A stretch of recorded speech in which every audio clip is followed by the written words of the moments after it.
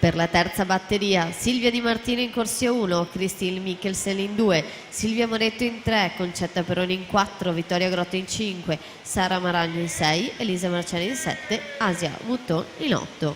Intanto finalisti junior maschi: Filippo Biasin, Daniel Zammattio, Tobia Svaldi, Lorenzo Menegaldo, Nicola Lorenzetto, Edoardo Marconato, Cernei Prebil e Michele Orru. Ultimo tempo 53-85.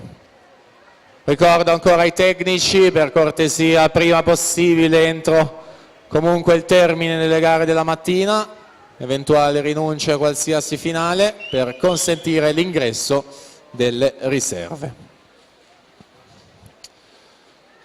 E Elisabetta Alberton 1-1-86.